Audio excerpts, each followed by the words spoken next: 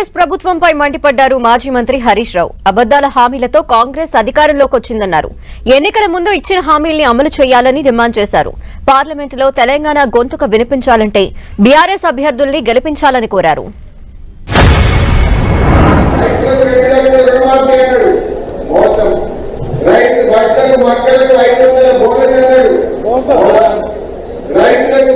రైతు బంధు 10,000 నుంచి 15,000 పెంచుతాడు.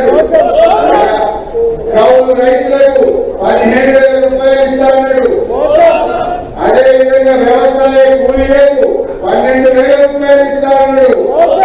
రైతులకు 24 గంటల నాణ్యమైన కరెంట్ ఇస్తాడు.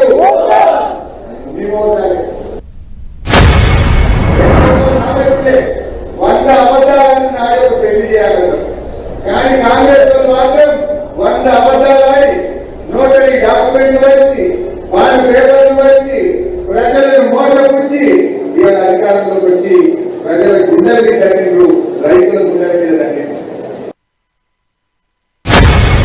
కాంగ్రెస్ నిలవలే కాదు, 5,000 కంటే ఎక్కువ పోయి అయ్యేదే 5,000. కొన్ని జాగ్రత్తలు మధ్యలో చెప్పుకోకుంటున్నారు.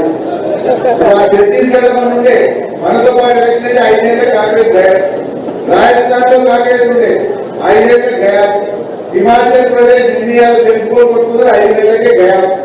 మరి ఎన్నో రోజులు మనకు వెళ్ళవు. వాగ్దానాలు చేసే నాయకులకు, ఈ పార్టీలకు, ఈ బీఆర్ఎస్ అడ్డాయినటువంటి సిద్దిపేట గడ్డ మీద స్థానం లేదు అని చెప్పి మనం గుర్తుంచుకొని మన ప్రత్యేకతను కాపాడుకుందాం, మన ప్రత్యేకతను నిలబెట్టుకుందాం. సిద్దిపేట అంటే ఏంటో మరొకసారి రాష్ట్రానికి చాటి చెప్పాలని కోరుకుంటూ